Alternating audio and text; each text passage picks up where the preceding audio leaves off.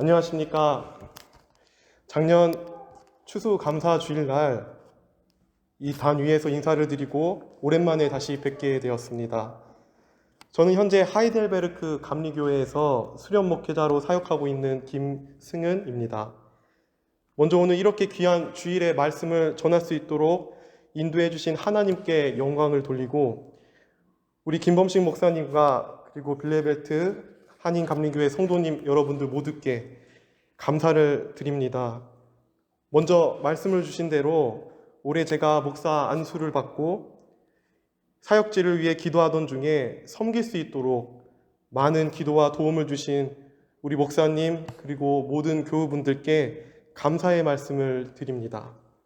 부족하지만 앞으로 남은 과정들을 위해서 기도해 주시길 부탁드리면서 오늘은 우리의 큰 대제사장이라는 제목으로 말씀을 전하도록 하겠습니다. 2019년 코로나 팬데믹 이후에 한국과 독일뿐만이 아니라 전 세계적으로 대행업체, 대행 플랫폼들이 큰 성장을 하였다고 합니다. 저희가 익히 잘 알고 있는 독일의 리퍼란도, 한국의 배달의 민족 등은 배달 대행업체로서 아주 유명한 기업이 되었습니다. 그리고 이어서 다양한 대행업체들이 우후죽순 생겨났습니다. 청소나 빨래를 대신해주는 대행 서비스, 심부름해주는 서비스, 심지어 한국은 맛집에 들어가기 위해 줄을 대신 서주는 줄서기 알바도 있다고 합니다. 앞으로 어떠한 대행 서비스들이 생겨날지 정말 궁금합니다. 그런데 최근에는 이러한 인간의 편의를 위한 대행을 넘어서 인간을 대신할 수 있는 존재들이 생겨나고 있다고 합니다. 그것이 대표적으로 AI 인공지능 시스템입니다. 2015년에 설립되어서 챗 GPT라는 인공지능 플랫폼을 개발한 오픈AI라는 회사는 현재 세계에서 기업 가치가 1,570억 달러, 하나로 약 208조 원에 달한다고 합니다. 이것은 현재 비상장 기업으로서 세 번째로 높은 수치입니다. 이 챗 GPT는 물어보면 무엇이든지 답을 주고 또 할 일을 대신해 주기도 합니다. 숙제도 해주고 통역도 해주며 심지어 노래까지 작곡을 해줍니다. 저와 아내도 독일어가 궁금할 때 이제 더 이상 네이버 사전이 아니고 챗 GPT 앱을 꺼냅니다. 많은 전문가들은 앞으로 우리 사회에 이러한 인공지능이 더 빠르게 발전할 것이라고 예견합니다. 이러한 기술의 발전이 어디까지, 어떠한 분야까지, 또 우리 인간의 고유한 삶을 어디까지 대신할 것인지 한편으론 기대감과 한편으론 두려움이 공존하는 것 같습니다. 그런데 중요한 것이 있습니다. 이러한 시대 속에서도 믿음으로 살아가는 저희들이 생각해야 할 것이 있기 때문입니다. 그것은 바로 미래의 그 어떠한 변화와 발전에도 인간의 삶과 죽음을 근본적으로 해결해 줄 수 있는 것은 단 하나도 없다는 것입니다. 더 나아가서 우리의 생명과 죽음까지도 대신해 줄 것은, 그런 영웅 같은 존재는 이 땅에 없다는 사실입니다. 그렇다면 저희는 이러한 인간의 삶과 죽음이라는 근원적인 문제를 안고서 어떠한 믿음과 마음을 품으며 세상을 살아가야 할까요? 그 어느 것도 우리의 이 문제를 풀어줄 수 없는 해결사가 없는 상황에서 어떠한 소망을 가져야 할까요?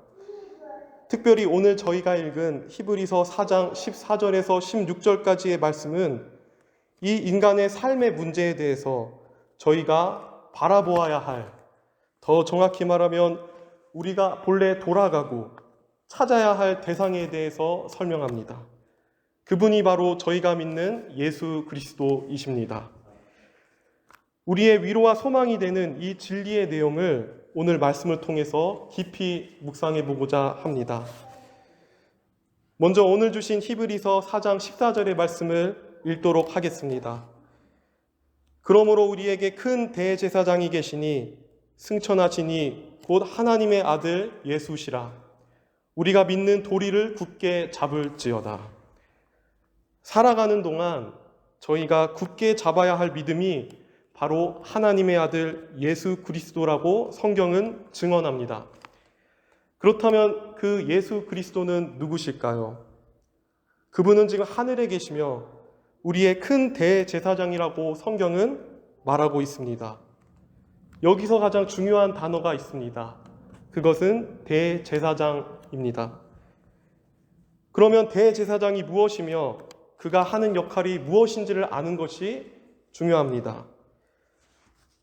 구약시대 때부터 제사장은 오직 하나님께 특별히 선택받은 사람만 할 수 있었습니다.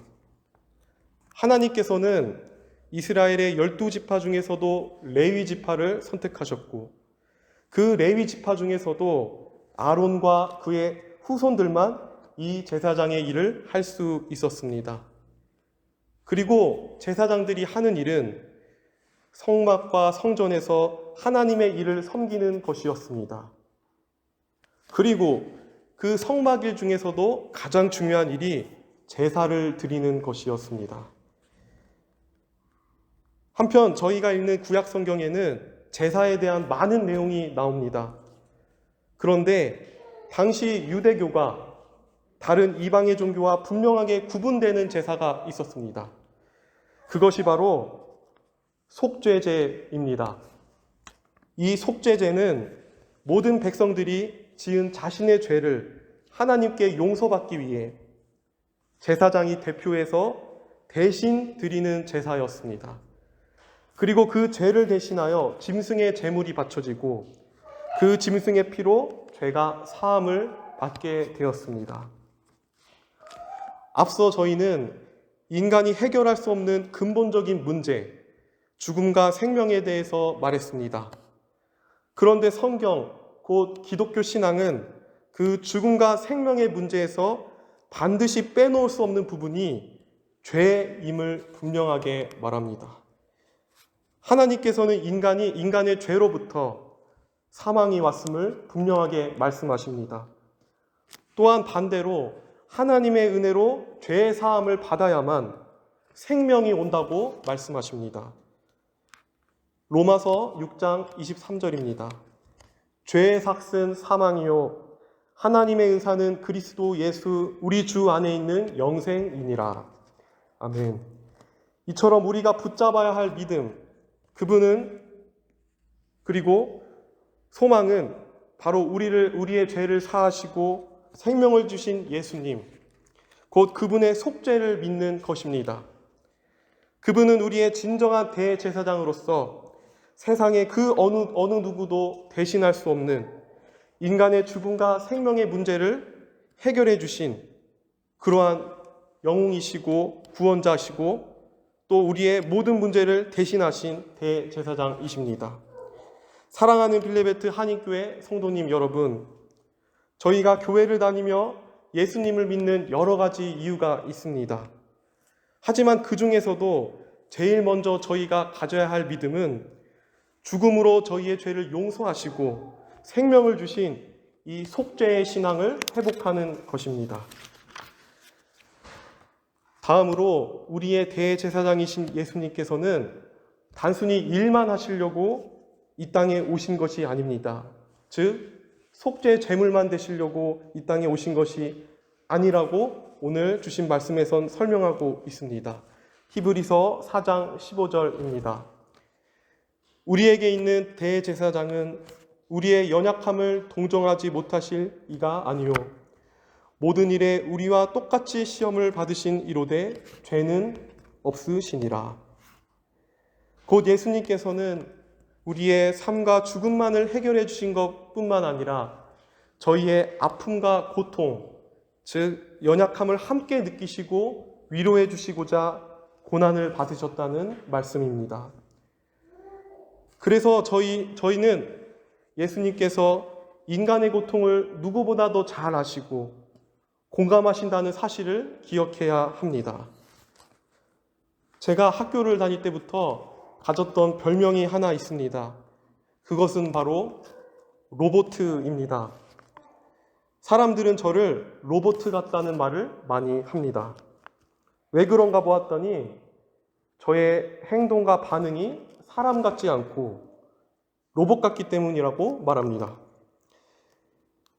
결혼하고 나서 아내와 함께 MBTI 성격 유형 검사를 한 적이 있는데 저는 ISTJ라고 결과가 나왔습니다. 위키백과를 통해 그 특징을 알아보니까 ISTJ는 청렴 결백한 논리주의자이자 신중하고 책임이 강한 성격이라고 합니다.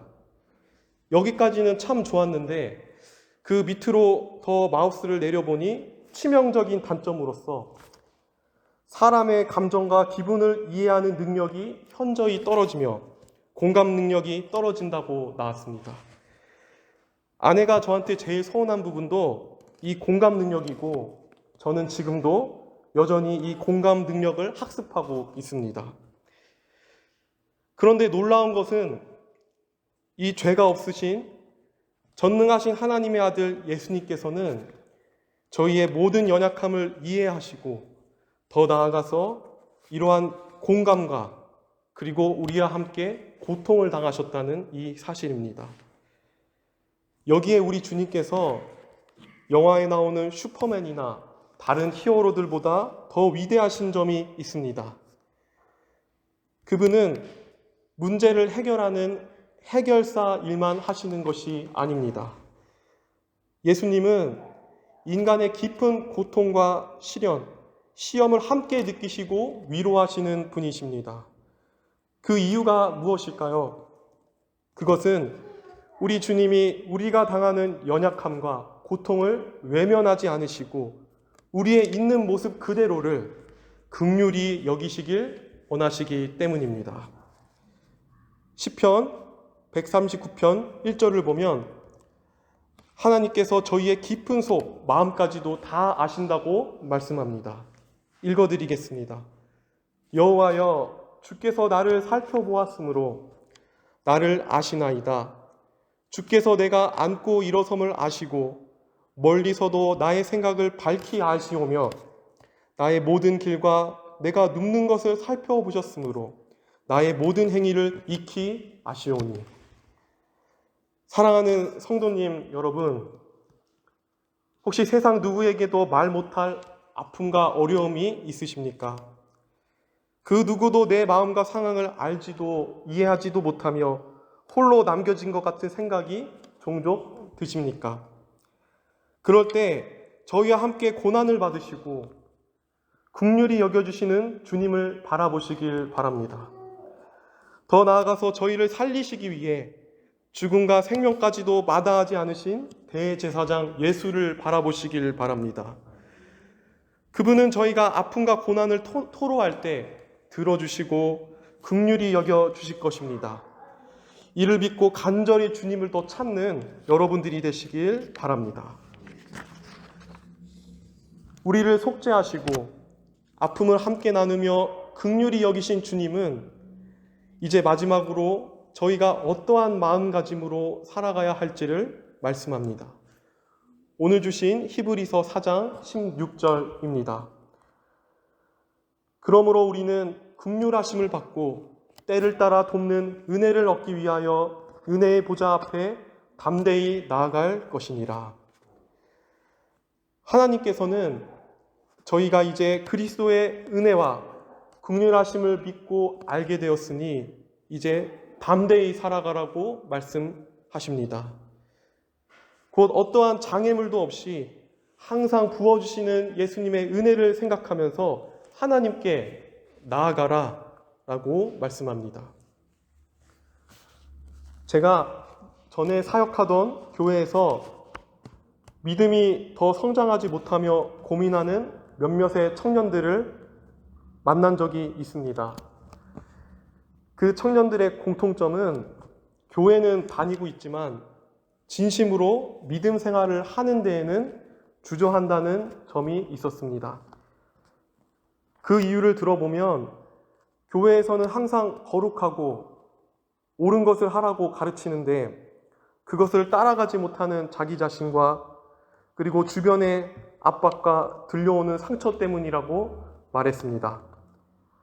저는 이 청년들의 고민에 안타까움을 느끼면서 동시에 오늘 말씀을 깊이 묵상했습니다.